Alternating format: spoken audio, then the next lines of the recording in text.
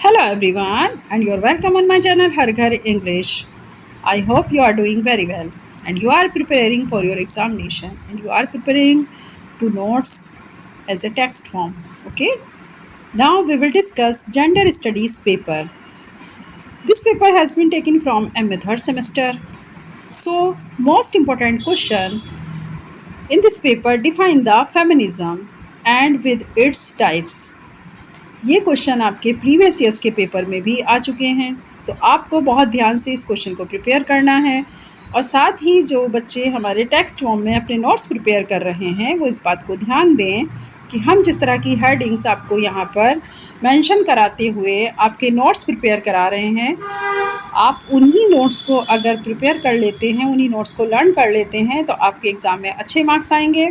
और सभी स्टूडेंट्स मेरे चैनल को लाइक सब्सक्राइब शेयर ज़रूर करिए, साथ ही हमें कमेंट्स करके लिखिए कि आपको हमारी वीडियोस कैसी लगती हैं। अगर ये वीडियोस आपके लिए हेल्पफुल हैं तो दैट्स वेल एंड गुड। अगर ये आपको लगता है कि हमें इस टॉपिक पर वीडियो चाहिए तो आप मुझे कमेंट बॉक्स में ज़रूर लिखिए कि आपको किस टॉपिक के ऊपर वीडियो चाहिए, तो उसी टॉपिक के बेस्ड हम वीडियो अपलोड कर देंगे आपके लिए। ओके स्टूडेंट्स, चलिए आज चलते हैं क्वेश्चन नंबर 2 पर। Let's start now. Question number 2. Write the definition of feminism with its types. Feminism की डेफिनेशन को लिखो और साथ ही इसके टाइप को लिखो। मोस्ट इंपॉर्टेंट क्वेश्चन है, मैं फिर से बार बार कह रही हूँ कि ये क्वेश्चन आपका प्रीवियस ईयर्स के पेपर में आया हुआ है, इसलिए ज़रूरी हो जाता है कि आप इसको ज़रूर पढ़ें। सबसे पहले हम देखेंगे राइट द डेफिनेशन। पहले हमें डेफिनेशन ऑफ फेमिनिज्म लिखना है, उसके बाद इट्स टाइप्स लिखना है। तो टाइप्स तो हमारे पास, चलिए मैंने यहाँ पर एक पिक आपको लगा दी थी इसीलिए, लेकिन आप इसके थ्रू ना समझते हो, अगर आपको हेडिंग लर्न करनी है तो आप इस हेडिंग्स के थ्रू भी लर्न कर सकते हैं या फिर आगे लॉन्ग क्वेश्चन के लिए तैयार हो जाइए इसको समझने के लिए। आज इसका डिस्कशन हम अपनी वीडियोस में करने वाले हैं, वो है फेमिनिज्म और उसके टाइप्स। आंसर जब आप लिखेंगे तो आपको हेडिंग मेंशन करनी होगी। First of all definition and types of feminism. First of all definition of feminism. Okay, feminism is a social, political and ideological movement that advocates for the rights of women on the grounds of equality of the sexes. Feminism आप जानते हैं नारीवाद को कहा जाता है हिंदी में। नारीवाद एक सामाजिक, राजनीतिक और वैचारिक आंदोलन है जो स्त्रियों के अधिकारों के लिए उनके जेंडर समानता की बात करता है। क्या करता है? वुमेन के राइट्स के लिए उनके इक्वलिटी की बात करता है, उनके जेंडर के समानता की बात करता है ग्राउंड सरफेस पर। It seeks to challenge and dismantle gender-based inequalities and promote equal opportunities in all areas: education, employment, politics and personal freedom. वो स्त्रियाँ या वो जेंडर इश्यूज़ जिसके आधार पर हम इनइक्वलिटीज़ को देखते हैं, वो इनइक्वलिटीज़ हमें कहाँ देखने को मिल रही हैं? एजुकेशन में, एम्प्लॉयमेंट में, पॉलिटिकल इश्यूज़ में और इंडिविजुअल फ्रीडम में भी। तो हमें क्या क्या कहाँ पर हमको देखने को मिल रही है इनइक्वलिटीज़? हम देख रहे हैं कि जेंडर का जो बायसनेस है या जेंडर बेस्ड जो इनइक्वलिटीज़ है उन्हें हम देख रहे हैं बहुत सारे अपॉर्चुनिटीज़ में, जिनमें कि first of all education, employment, politics and personal freedom. Understood? तो ये सारी अपॉर्चुनिटीज़ एक लिंग के आधार पर यानी जेंडर के बेस पर दिखाई जा रही है, इस तरह की चुनौतियाँ, और इन सब का सामना जो विमेन है हमारी वो सब करती हैं। आगे है, feminism not only addresses women's issue but also questions rigid gender roles, discrimination and patriarchal system that affect society as a whole. अब यहाँ पर आप इसे समझिए कि क्या कहा जा रहा है आपसे। नारीवाद केवल महिलाओं से जुड़े मुद्दों तक ही लिमिटेशन में नहीं है। मतलब फेमिनिज्म सिर्फ ये नहीं है कि ये सिर्फ वुमेन से जुड़ा हुआ है, फीमेल से जुड़ा हुआ है, तो ये अपने आप में एक लिमिटेशन रखता है या इसकी कुछ बाउंड्रीज़ है, ऐसा नहीं है। बल्कि ये समाज में जो हमारे एग्जिस्ट करते हैं ऐसे हार्ड रूल्स जो कि जेंडर बायसनेस को दिखाते हैं, और जेंडर बायसनेस के बेस पर हमने रोल्स अपने क्या किए हैं, हमने रोल को डिफ़ाइन कर दिया है कि ये काम सिर्फ लड़का कर सकता है, ये काम लड़कियां नहीं कर सकती, ये सिर्फ लड़कियां कर सकती हैं, ये काम लड़का नहीं कर सकता। तो इस तरह के जो हमारे कठोर हमारा जो रोल है, हमारे जो कठोर मतलब नियम है, उनके आधार पर जब हम लिंग की भूमिकाओं में भेदभाव और पितृसत्तात्मक व्यवस्था पर सवाल उठाते हैं तो वो है आपका फेमिनिज्म। अंडरस्टूड? यानी feminism not only addresses women issues but also questions rigid gender rules. ये सवाल उठाता है उन कठोर जेंडर रूल्स के ऊपर, उन विभिन्नताओं के ऊपर, डिस्क्रिमिनेशन के ऊपर और पितरात्मक सत्ता के ऊपर जहाँ पे सिर्फ आदमियों की चलती है, यानी महिलाओं को दबा कर रखा जाता है। तो ये पूरी सोसाइटी के ऊपर एक क्वेश्चन खड़ा करता है कि ऐसा क्यों है। ये था आपका डेफिनेशन ऑफ फेमिनिज्म। सभी स्टूडेंट्स इसको इसी तरीके से लर्न कर लेंगे। बहुत अच्छा आपका क्वेश्चन बना है। और मैं यहाँ पर मैं स्टूडेंट्स से एक बात और कहना चाहूँगी कि आप लोग चैनल को ज़्यादा से ज़्यादा लाइक सब्सक्राइब शेयर करिए। नेक्स्ट वीडियो के लिए आप मुझे अब कमेंट्स करेंगे तभी नेक्स्ट वीडियो अपलोड होगी। जिस टॉपिक को आप कहेंगे उसी टॉपिक के ऊपर आपकी वीडियोस अपलोड कर दी जाएगी। Understood? Okay. Next, types of feminism. Feminism के प्रकार। अब सबसे पहले आपका प्रकार आता है first of all liberal feminism. अगर हम लिबरल की बात करें तो मतलब उदारवादी, यानी कि बहुत ज़्यादा हमें क्या नहीं होना है, बहुत ज़्यादा यहाँ पर रिजिडनेस नहीं है, लिबरल है, लचीलापन है। Liberal feminism focuses on achieving gender equality through legal and political reforms. ये एक प्रकार का कानून और राजनीतिक सुधारों के माध्यम से समानता प्राप्त करने में विश्वास करता है। मतलब लिबरल फेमिनिज्म किस बात पे फोकस कर रहा है? Achieving gender equality through legal and political reforms. It believes in working within the system to bring about change and supports equal rights, equal pay, education and reproductive rights. ये विश्वास करता है सिस्टम के साथ ऐसे काम करने में जिसमें कि इक्वल राइट्स को सपोर्ट किया जा सके, इक्वल पेमेंट को सपोर्ट किया जा सके, इक्वल एजुकेशन को सपोर्ट किया जाए और रिप्रोडक्टिव राइट्स को भी इक्वल ही सपोर्ट किया जाए। मतलब लिबरल फेमिनिज्म सबसे अच्छा होता है, ऐसे मान के चलिए, क्योंकि ये एक प्रकार का कानून और राजनीतिक सुधारों के माध्यम से समानता की बात करता है। तो यह व्यवस्था हमें क्या करती है? समान रूप से अधिकार, वेतन, शिक्षा और जो हमारा रिप्रोडक्टिव राइट्स हैं उनके समर्थन में बात करती है। तो यह है आपका liberal feminism.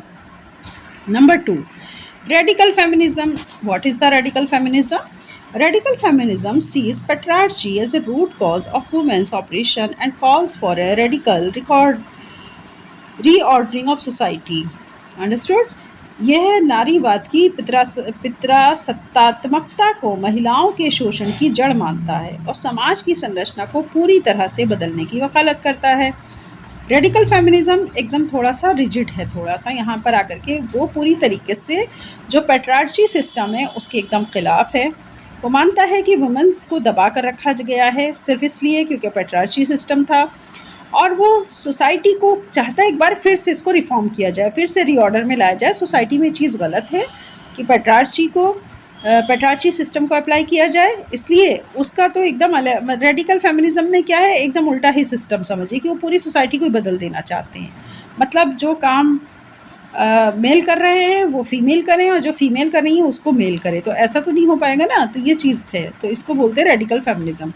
It challenges traditional gender roles, family structures and aims to eliminate male dominance in all forms. अब अगर हम इसकी बात करें रेडिकल फेमिनिज्म की, तो इससे क्या होगा? ये जो हमारी परंपराएं चली आ रही हैं जेंडर के आधार पे और जेंडर के रोल्स तय कर दिए गए हैं कि मेल को ये काम करना है, फीमेल को ये काम करना है। अगर हम रेडिकल फेमिनिज्म की वकालत करेंगे तो फिर हमारे सामने किस तरह के चैलेंजेस आएंगे? हमारे सामने फिर चैलेंजेस आएंगे कि हमारा फैमिली का स्ट्रक्चर क्या होगा, ट्रेडिशनल जेंडर रोल्स क्या होंगे, और साथ ही अगर मेल डोमिनेंस हर तरीके से नहीं है, मतलब किसी भी रूप में अगर मेल को डोमिनेंट ना रखा जाए तो इसका एम क्या है, इसके मतलब मकसद क्या है। अगर हम बिल्कुल ही मेल को दबा के रखेंगे तो फिर उसका क्या हमें दुष्परिणाम देखने को मिलेगा। ये है आपका रेडिकल फेमिनिज्म। ये एक नारीवादी प्रतिसत्तात्मक महिलाओं के शोषण को जड़ मानता है और समाज की संरचना को पूरी तरह बदलने की बात करता है। यह पारंपरिक लिंग भूमिकाओं, पारिवारिक ढांचे को चुनौती देता है। ओके, अब आ जाइए मार्क्सवादी, Marxist socialist feminism. Third point is the this type links feminism with class struggle and believes that capitalism plays a major role in women's operation. ये एक प्रकार का स्त्री शोषण को पूंजीवाद से जोड़ता है। मतलब इसका कहना यह है कि कोई भी महिला हो, अगर वो गरीब है तो उसको हमेशा एक्सप्लॉइट होना पड़ेगा, और अगर कोई फीमेल जो है वो अच्छे पैसे वाले घर से है, पूंजीवादी परिवार से है, तो उसका कभी एक्सप्लॉइटेशन नहीं होगा।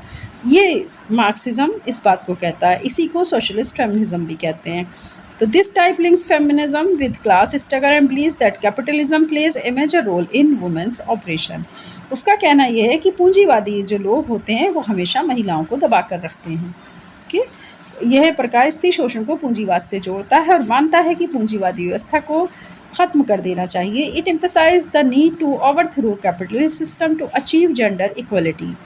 आगे उनका ये मानना है कि जेंडर इक्वलिटी को संभव तो नहीं बनाया जा सकता और इसके बिना मगर पूंजीवादी व्यवस्था को ज़रूर ख़त्म किया जा सकता है। तो इनका कहना है कि पूंजीवादी व्यवस्था को ख़त्म कर दीजिए और जेंडर इक्वलिटी को अचीव करिए। जेंडर इक्वलिटी तभी आएगी जब पूंजीवादी व्यवस्था को ख़त्म किया जा सकेगा। ये था Marxism socialist feminism. Number 4 heading आप यहाँ पर मेंशन करेंगे cultural feminism. What is cultural feminism? मतलब सांस्कृतिक नारीवाद।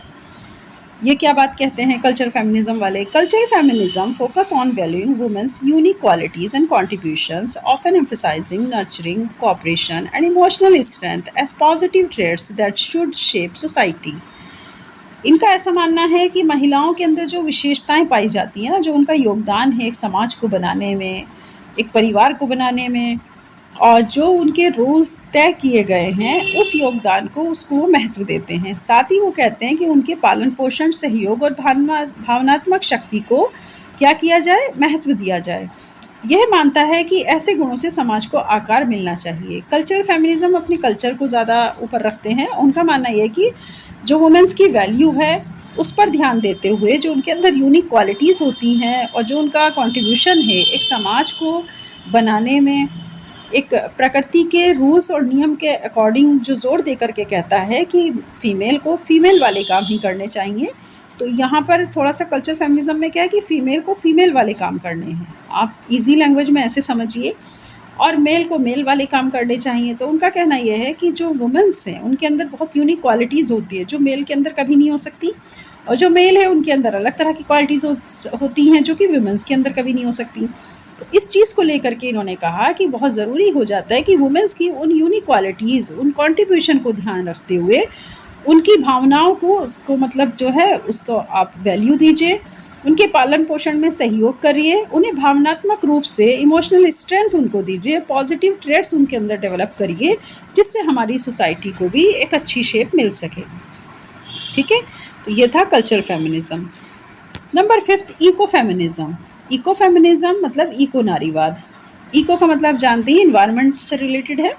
Eco feminism connects the exploitation of women and nature, arguing that environmental degradation and gender operation are interconnected issues needing joint solutions.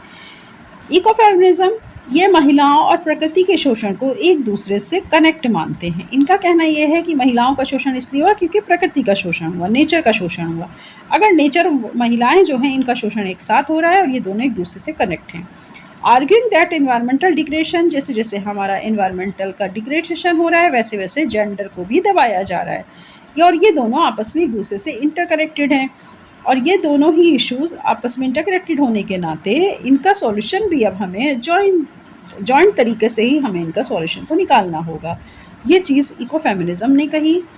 Eco से याद रखिएगा कि इसने पूरी तरह महिलाओं के शोषण को प्रकृति मतलब नेचर, इन्वायरमेंट से जोड़ने की बात कही और कहा कि महिलाओं और प्रकृति के शोषण को एक दूसरे से जुड़ा हुआ मानना चाहिए। और वो इस बात पे वो लॉजिकली आर्ग्यूमेंट भी दे रहे हैं कि पर्यावरणीय विनाश जब से हुआ है तो लिंग उत्पीड़न एक साथ बहुत ज़्यादा बढ़ गया है और ये दोनों एक दूसरे से इंटरकनेक्टेड हैं, तो इनका सॉल्यूशन भी हमें एक साथ ही निकालना होगा। ये था इको नारीवाद। अब बात आती है कंक्लूजन की। Feminism continues to evolve, adapting to cultural and social changes while fighting for justice and equality for all genders. नारीवाद समय के साथ विकसित होता जा रहा है और समाज में न्याय और समानता की दिशा में निरंतर काम हो रहा है। तो सभी जेंडर्स को इक्वलिटी देने के लिए लगातार जो है वो जस्टिस किया जा रहा है और इसके लिए सोशल चेंजेस के साथ हम फाइटिंग भी कर रहे हैं कि हमारा जो एक सोसाइटिकल अगर हम देखें तो जो हमारा एक सोशल शेप है उसको स्ट्रॉन्ग करने के लिए ज़रूरी है कि फेमिनिज़म को लगातार डेवलप किया जाए, उसके कल्चर, उसके सोशल चेंजेस को देखा जाए और साथ ही न्यायिक रूप से ऑल जेंडर्स को इक्वलिटी मिलनी चाहिए। ये था आपका feminism and its types. Okay, ये क्वेश्चन बहुत ज़्यादा मोस्ट इम्पोर्टेंट है, इसको अच्छे से याद कर लीजिएगा। मैं फिर बार बार आपसे कह रही हूँ, नेक्स्ट वीडियो तभी अपलोड होगी जब आपकी तरफ से कमेंट्स आएंगे कि मैम हमें इस टॉपिक के ऊपर वीडियो चाहिए, तो वही टॉपिक आपका अपलोड कर दिया जाएगा।